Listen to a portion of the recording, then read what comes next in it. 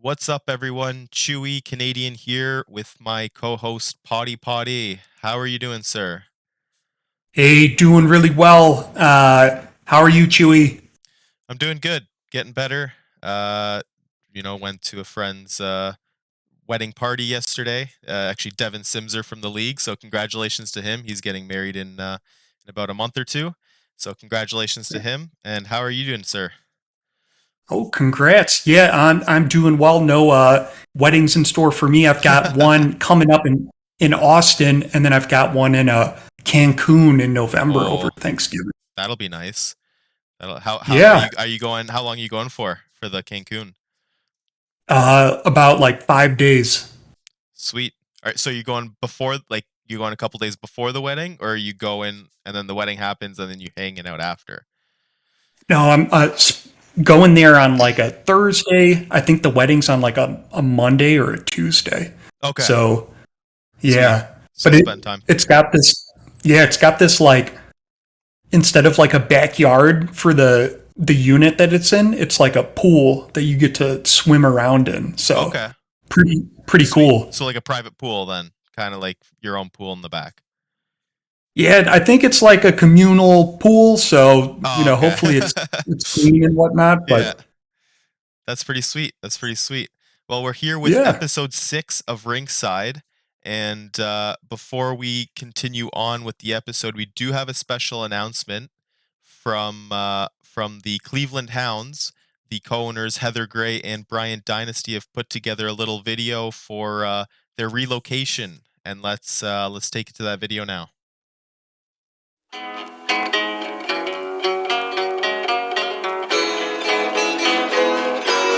This is the year of the Hogan.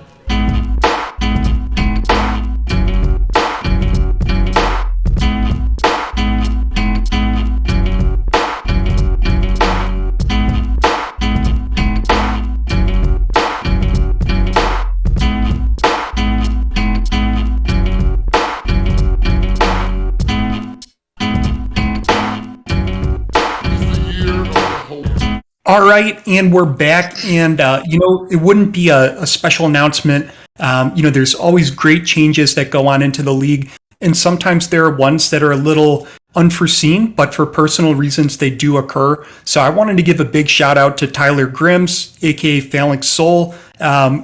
Major part of the success of Warsaw. Also, one of the best people that I've had the opportunity of kind of working with in the league, as a friend, as kind of a co-leader of the team. The success of this show today really wouldn't be possible without Grims. So wanted to say, farewell to Grims, and appreciate everything that you've contributed here. Yeah, yeah. A lot of people don't know, but he did contribute a lot to Ringside and its graphics and its production to help it get started. So we wouldn't have our cool graphics, logos set up without him, and of course helping Warsaw make the playoffs, and we'll win the cup for him in Warsaw for sure. There we go. And we didn't go over the agenda, but wanted to just briefly kind of go through this real quickly. We're going with our standings, our beloved plays of the week, and we want you to make sure you stay tuned for our interview with Twinscrew, where we're going over the life and times of a goalie and the playoff predictions, where it's going to be pitting Chewy, myself, and Twinscrew versus the league in deciding or predicting who is going to win. And the league is, submissions are made possible by Kevin Cushing. Yeah, thanks to Kevin for putting together that form for everyone to fill out. All right, so let's stand up for our stand-ins. All right, here we go. So we'll start off with the pro standings. This is end of season standings here. So 50 full games, and we'll go through the full list. So starting at the bottom, unfortunately, the Boston War Unicorns finished the lowest of the expansion teams with 28 points. They did win. They did end off in a win, so that's a little light at the end of the tunnel. They'll definitely come back strong next season. They have 0 free agents like openings, so their full team's coming back next season. So that's good to see. Next up, we got the San Diego Reapers. They finished off on a 3-game win streak, taking out Alaska Arctic Wolves is one of the games. They came 15th with 29 points, just to pass Boston there, and then Cleveland up next with 36 points. Tennessee and Melbourne. Melbourne, I guess you could say, was the best expansion team with 1 point out of Cleveland, tied with the Tennessee Black Bears, who struggled at the end of the season. The last 2 weeks couldn't pull off a win. And then the 3 teams that were fighting for playoffs who couldn't make it: Florence, Glasgow, and Norfolk. 42 to 44 points for them. And then you got the top half of the standings: Dublin to Albuquerque. So we got Dublin, Jacksonville, Florida, Alaska, Turku, Vegas, Redwater, and Albuquerque, all at the top of the standings. The winners of the divisions were Dublin, Las Vegas, and Jacksonville.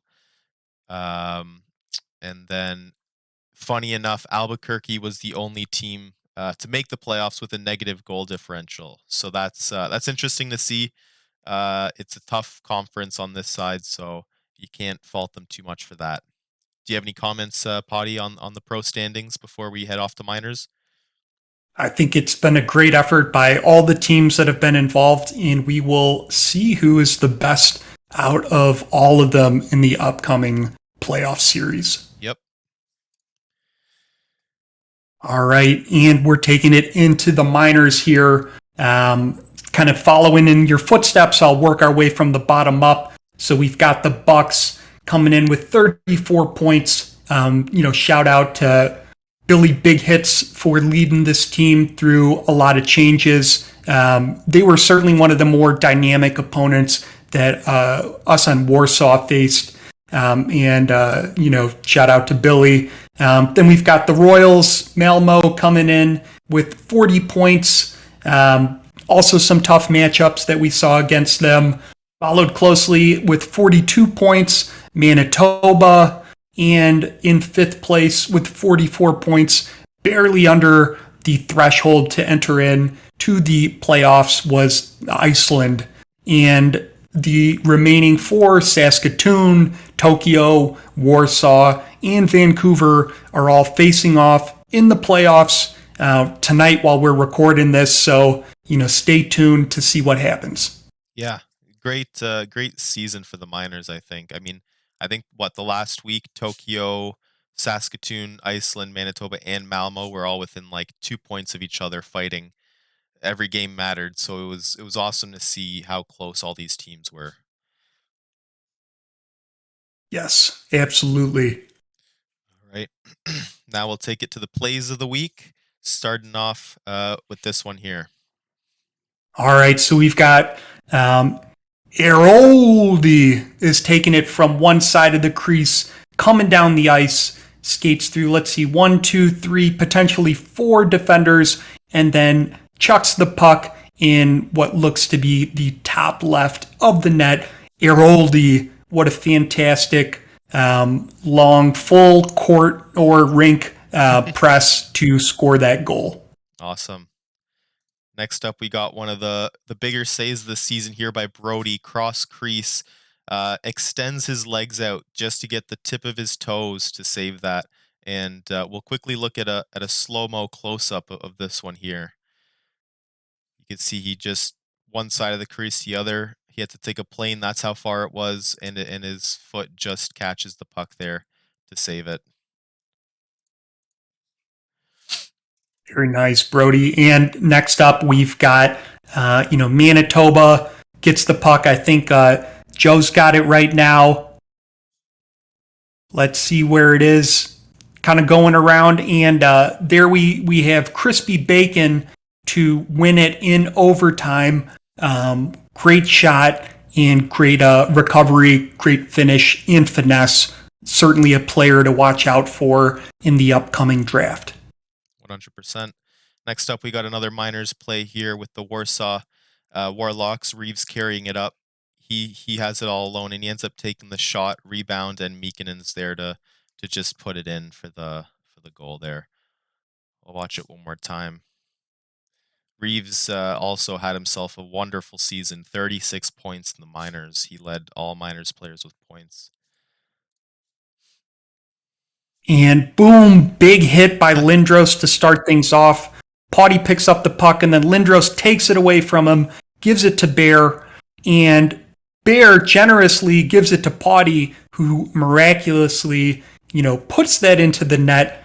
Great team effort here, and I think that was goal number 2 of the season for Potty. Awesome.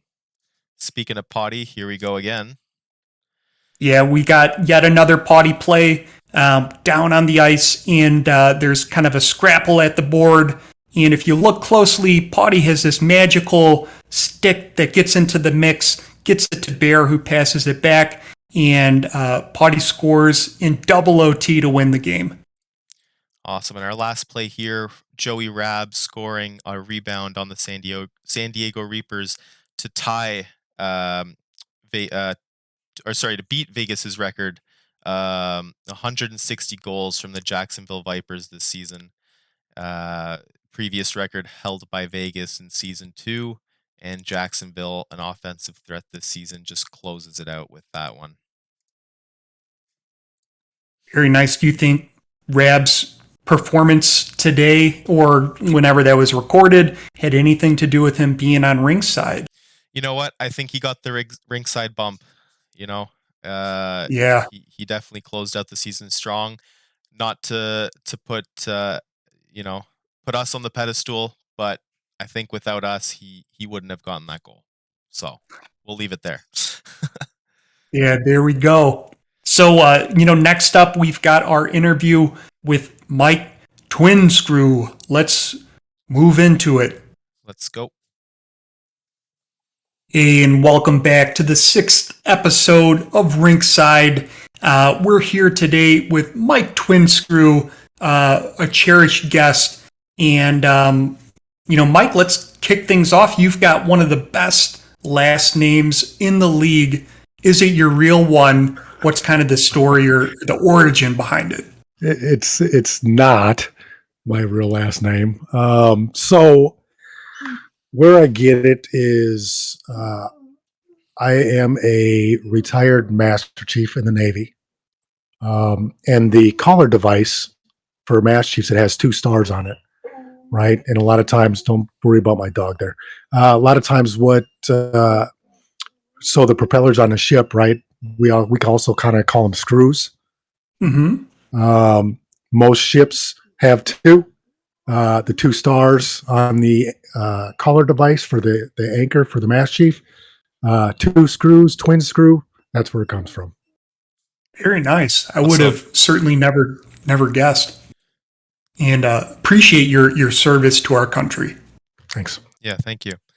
So why don't you give us a little rundown on who Mike Twinscrew is in goals?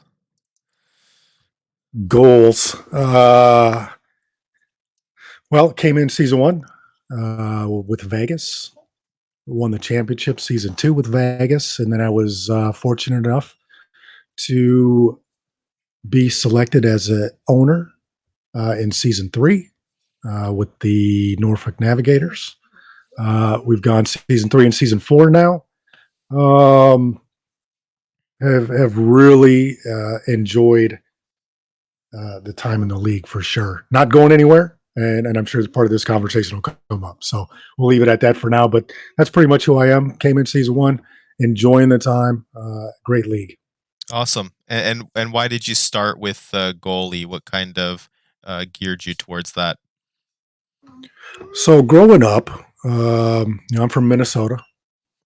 We played a lot of street hockey, a lot of boot hockey, and I always played goalie.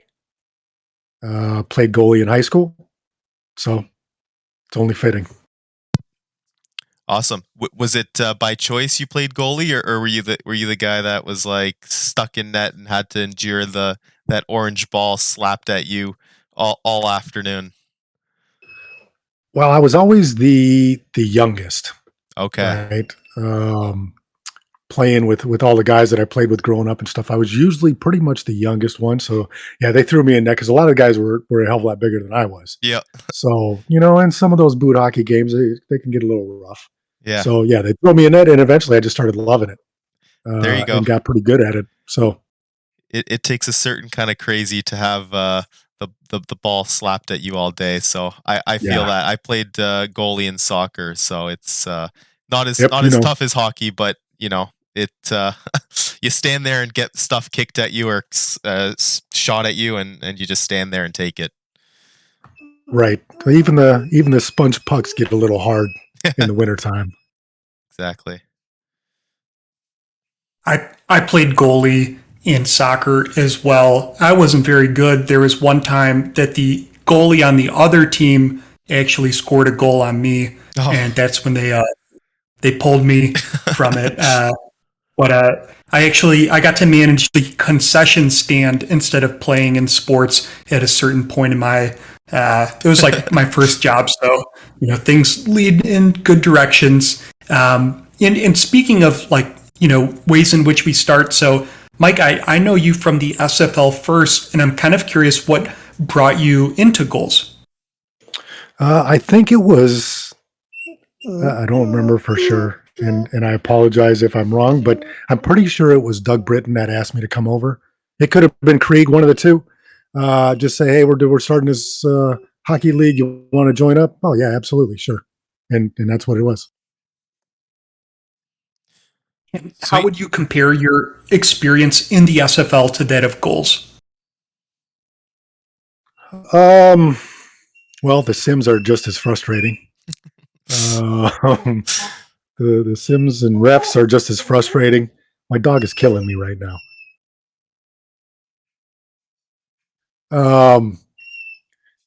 But I think as far as the league itself, I think I enjoy goals much more. I enjoy the ownership group much more. I've told these guys several times over the last couple of seasons. Hell, what are we on? 2 years now, almost. Just over a year. Yeah. Okay, got it. So I've told these guys several times that I appreciate what they all do. That they look at the league first before their teams, and everybody communicates in that ownership group pretty well.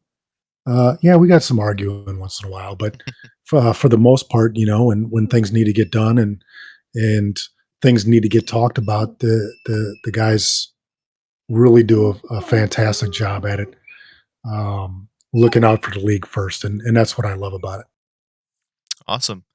What would you say like your favorite memory so far being in goals is? That's season 2 championship, baby. Raising that cup. Yeah, awesome. How did it feel? Did you guys kind of expect you were going to win the cup that season? Was it a little bit of a shock?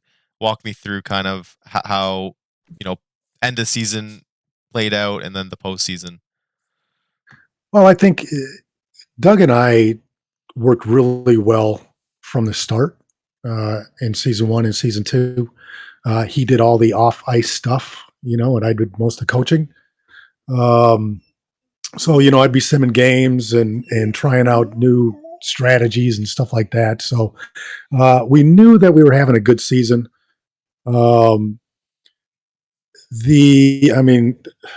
Vegas is tough now, So, but then it was. What did that championship wasn't a blowout. I can't even remember. Did we go 7 games in that one? I think it was six or seven. I 7 think it was a games. close So one. Yeah. yeah, it was. So it was stressful. So no, it wasn't a blowout. And did we expect to win? Yeah, absolutely. We expected to win. Did we want to win? Yes. Was there some question? Okay, sure. Who knew in season 2, what the Sims were going to be like and how things were going to happen in the playoffs. So, but it was definitely a fun season. We had a good time for sure. Awesome. So I've got a question. I don't know too much about being a goalie, and I don't know very much about like progressing a goalie, other than that there's a lot of different options to choose from. So I'm hoping that maybe you can connect with either existing goalies now, maybe people that are interested, or the future generation of goalies to come? Kind of what's your strategy for progressing a goalie to be effective in this league? So, I mean, we all had to learn, the first couple of seasons, we were just trying everything out. And then, season 3 changed because we went to uh, a different game, right? But so starting out, the way I was looking at it was some of the major attributes, right? The gloves and the sticks, high and low, doing those.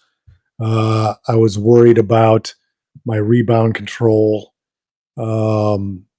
And really, I didn't read a whole lot into it other than that, except for another one I was worried about was vision, right? Because I knew vision was able to see through or around your players and things like that. So those were the main ones that I worked on, I think, for the first season or two. But also, what I would do, and this is something a little different, I guess. I would watch what Coco Raccoon was doing, right? How he was progressing, um, and the things that he was doing. So that's when I started getting into the speed and the breakaway, right, and things like that. Because if you guys don't know Coco uh, from this league and other leagues that he's in, Coco is a student of the game. This dude really, really dives into games and tries to figure out how they work and how things happen and why they happen and things like that. So, you can if you can grab onto a guy like that and kind of see what he's doing and follow that a little bit, you can't turn out too bad. Yeah, I mean, I think both you and Coco are two of the best goalies in the league by far. You're definitely the highest overall goalie, so you're doing something right. Well, it doesn't mean I'm any good. You, Had a rough season. hey, rough seasons happen. You're getting the Rinkside bump now, which we saw from Joey Rab. Once you interview, you'll take off. So next season, you're gonna be great. Um, Joey is a pain in my ass. I think he's a pain in every goalie's ass this season. It was crazy. Speaking of pain in the ass, when you're watching your games and you see the other team on a breakaway coming towards you, one, what's going through your mind, and two, how tight does your butthole clench once they're coming down the ice towards you? Well, we clench right away. As soon as I see it, as soon as I see it coming, it clenches right away. Um, this season, I didn't worry about it a whole lot, just because of the progressions, right? The breakaway and the speed and things that I have on my player. Um, but seasons past, yeah, there was a lot of stress Yeah. coming at it, and I mean, this season, I think I missed one. Last season, it was two or three probably, and seasons before that, there were a few. But as you get those progressions up, goalies, you get that speed in and breakaway and angles and things like that. Once you get those progressions up, those breakaways are a little less pucker factor. There you go. Do you feel goalies get enough credit in the league? I do, because everybody's everybody's when a goalie has a good game, everybody's saying, "Hey, good game, great, shutout, whatever the case may be." Uh, and I don't know how other locker rooms are. I've seen two locker rooms now, but when a goalie has a bad game, uh, you rarely ever see somebody give the goalie a hard time. Because I mean, if you really watch the game, I mean, you can have a great goalie, but you need that defense in front of it too. 100%. You got to have a good defense. Otherwise you let up a bunch of goals. So, but I do think that goalies get a lot of credit or enough credit in the league. I've absolutely enjoyed my time. And people give me props all the time, which I'm not a spotlight guy, so I try and just kind of shake it off and let it go. But yeah, I think so. Nice. So we have a special segment here that Chewy's going to cue up, where we are going to look at the playoff predictions for the goals in the Goals SM. So if you look on the screen, and Chewy will say when that's live. That is live.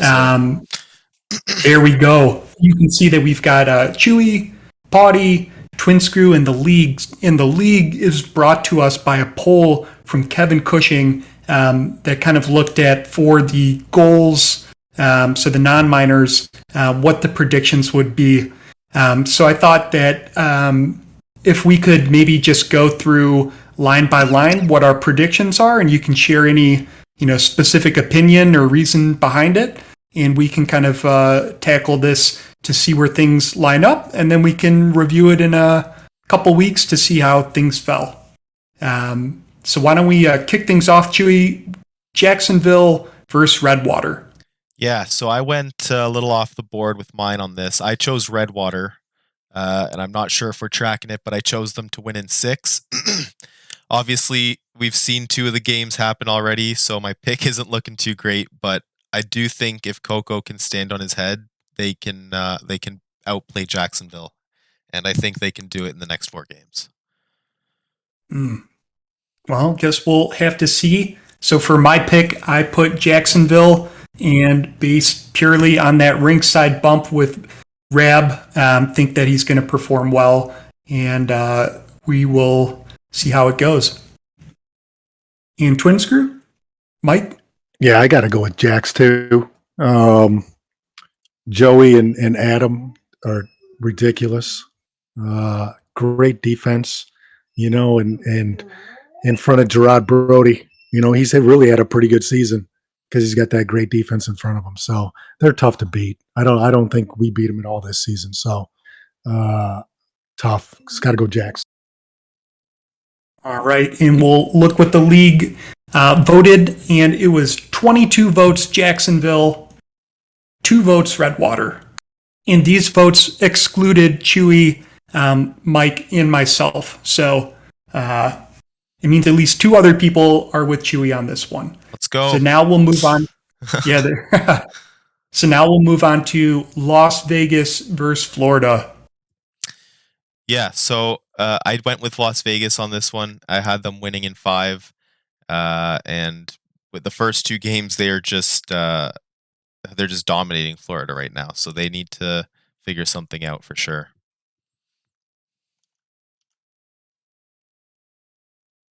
I honestly had to send a message and I didn't hear you. Could you repeat that? No problem. I ended up going with Las Vegas to win this one. Okay.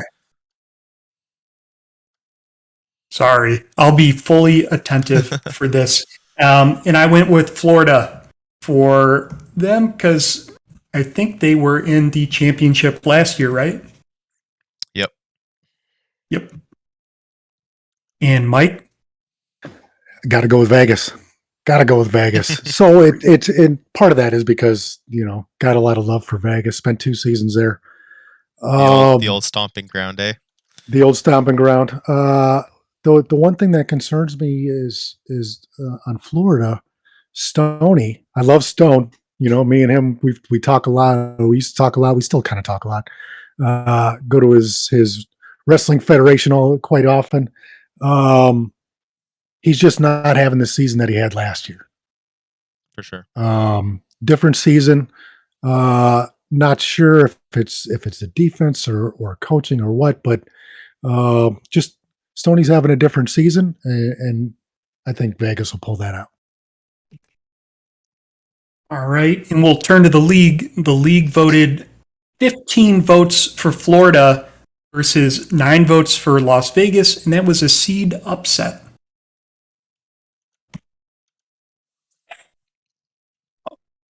And now we will move to the Rocket Conference winner. Sweet. So I have Las Vegas going to the finals this season. I think they're just so set up on forward. Stonewall is is catching up with his progressions, they'll definitely be there this season. And I've got Jacksonville, based purely again on Joey's stellar interview performance. Although Mike is might be taking the cake with this one. What is your pick for the Rocket Conference winner? I'm going to go with Jax. They're so damn good. Jax is so good this season. And we will move into the league. The league voted with 12 votes for Jacksonville. There were 7 votes for Florida, 4 votes for Las Vegas, and 1 holdout with Redwater. All right. And now we're going to move into the Mr. Hockey Conference. So let's kick things off with a few initial easy kind of votes here. Chewy, who do you got for Dublin versus Albuquerque? In my completely unbiased opinion, nothing else, Dublin will win that series. And I don't think I need to explain that. Yes. And in my totally biased opinion, I am also going to go with Dublin winning the series. But I think a strong showing for Albuquerque to be remembered. Mike, who do you got? Yeah, I'm going with Dublin too. Tough team. I don't think we beat them this season either. And the league voted 22 votes for Dublin, 2 votes for Albuquerque. All right. So, Chewy, we've got Alaska versus Turku. Who do you think? Yeah, this one's a tough one. I did choose Turku before the games were played, just so everyone's aware. But I think the series is going to go to 7 games.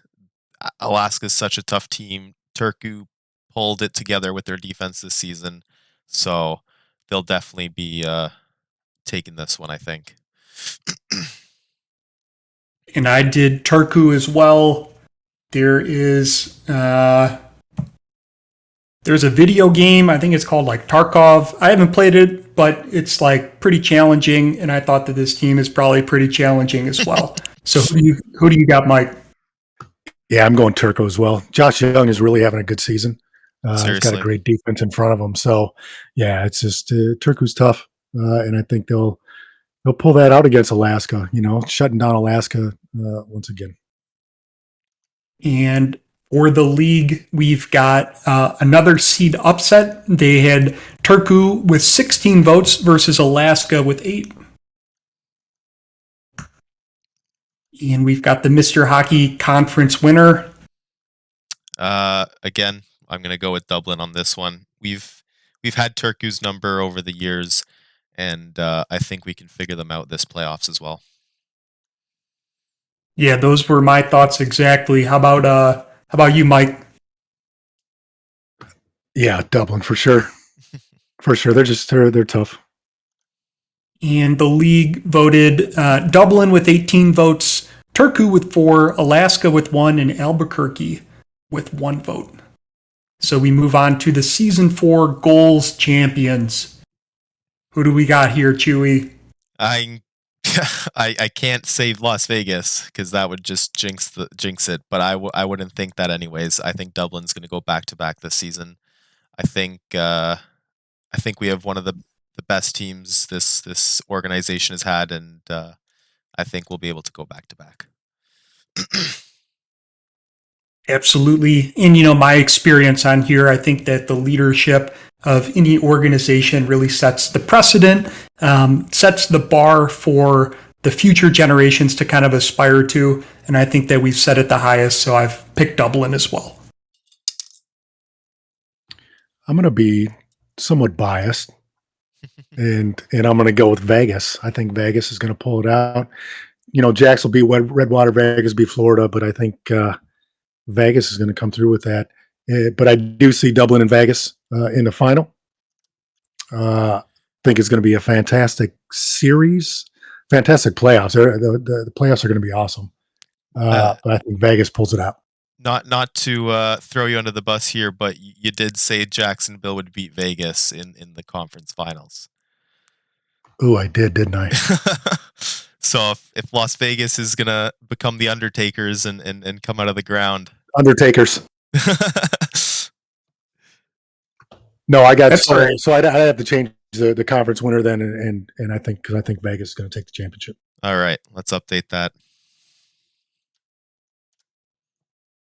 Or you could leave it and kind of hedge your bets, but we'll leave it in there. And so for the league, voted 10 votes for Dublin, 4 votes for Jacksonville, 3 votes for Florida, 3 votes for Turku, 2 votes for Las Vegas, 1 for Alaska, 1 for Redwater, and 0 for Albuquerque. Wow.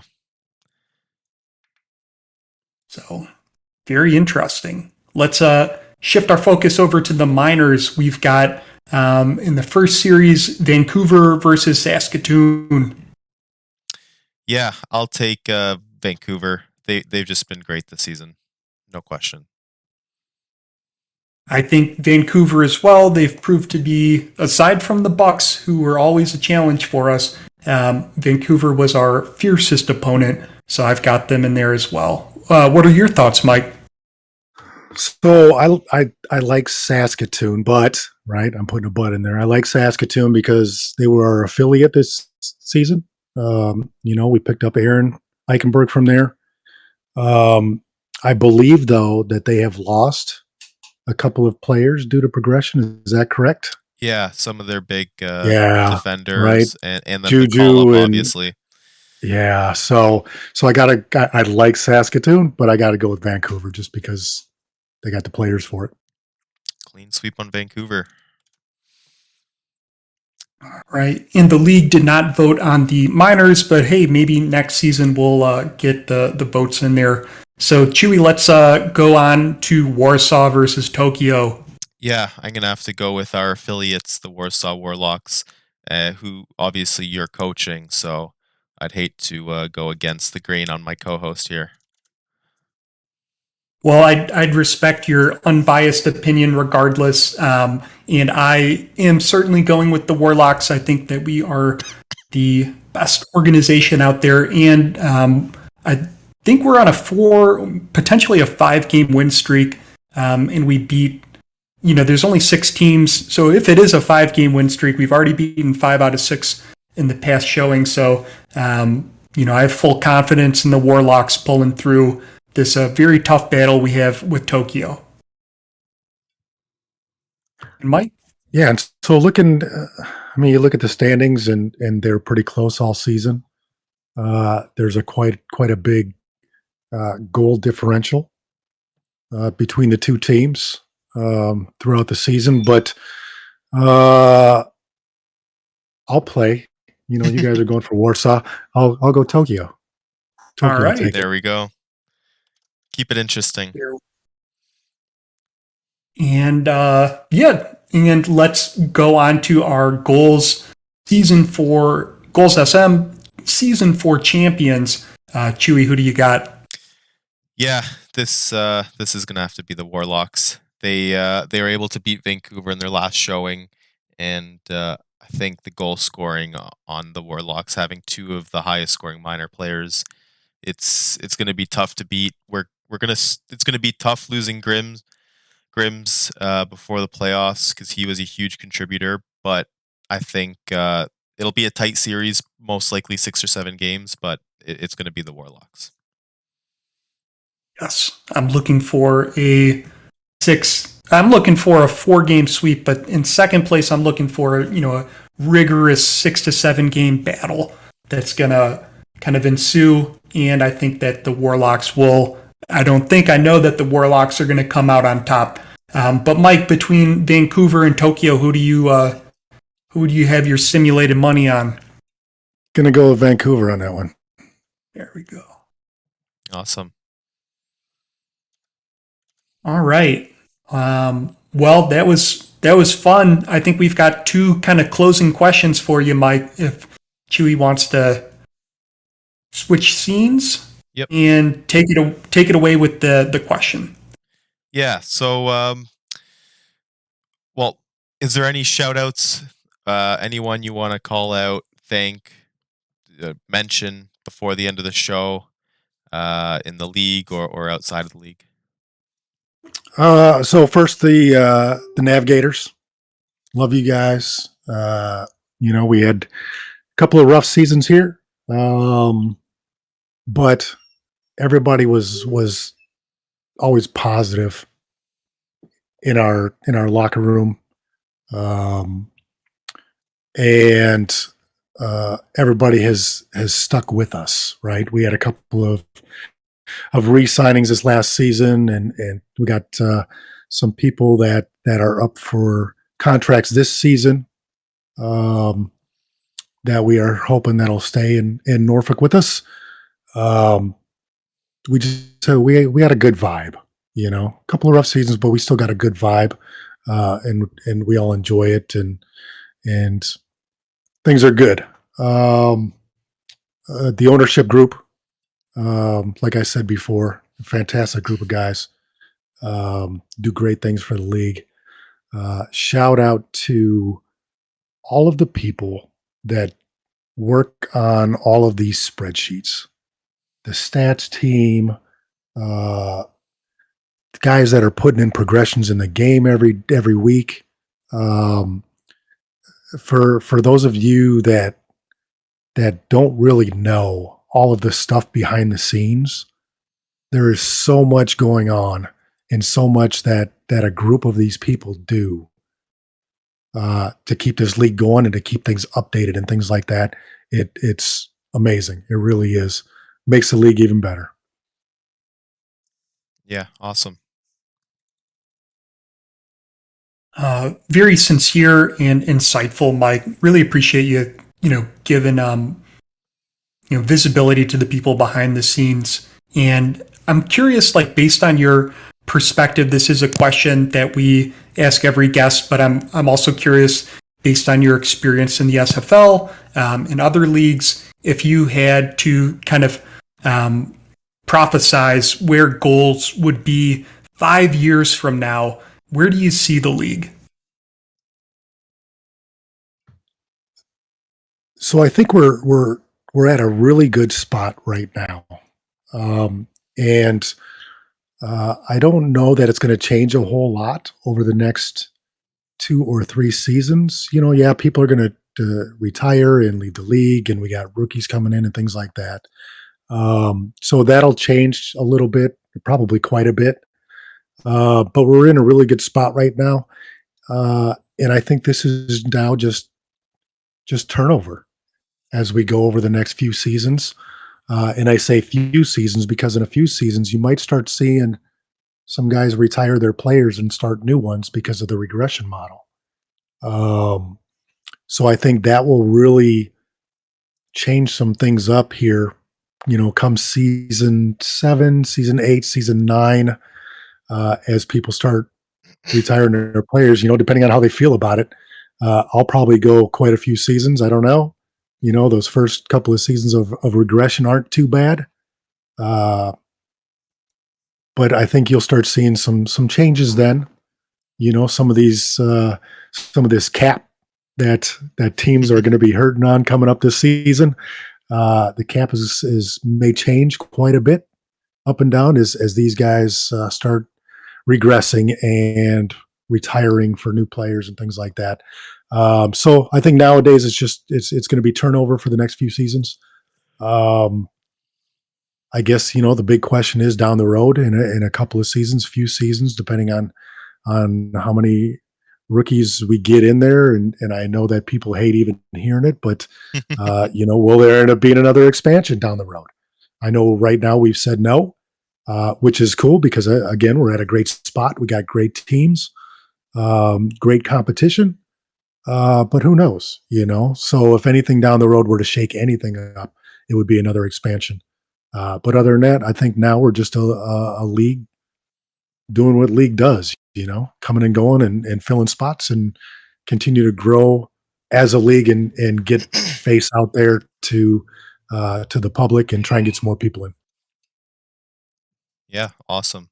Agree with a lot of what you said, especially on the cap situation. I mean, a lot of people might not know about it. We may go over it in another episode, but now that there's no expansion, you'll definitely see it coming into play with a lot of teams. And the way it's set up, pretty much you got 2 or 3 seasons before that cap will bite you in the ass. So that'll be awesome to see some other teams at the top. Awesome. Well, Mike, thanks so much for coming on. This was awesome. I'd say you're definitely up there with the interviews that we've had. Um, one last thing before you go, a lot of people will be asking about this, but we're gonna have to put partner with you and put together a Rinkside Mike Twinscrew ASMR sleep story, because a lot of people in the league love listening to you talk, and who wouldn't want to listen to your voice as they fall asleep at night? Right, right. No, I'm a little scratchy right now, still getting over the COVID, but no, I appreciate you guys. Great show, Potty. I'm so glad that you started a broadcast over here too. All that stuff that went on with the Sim Pod. Love that show, but definitely happy to see you're doing this here. I think it's great for the league. Know you love doing it, and love the show, man. Watched all of them so far. So appreciate what all you guys do. Much love to everybody. Awesome. Thanks so much. Thanks, Mike. All right. And we're back from a very revealing interview. Thanks again for Twinscrew for joining us. And thank you to our viewers for being here today. I think we're at around 78 subs. We're getting to 100. All we need is a couple more to get to 80. And then we're 80% there. So hit that subscribe button and let us know what you want to see on the next episode of Rinkside. All right, everyone. Have a great night.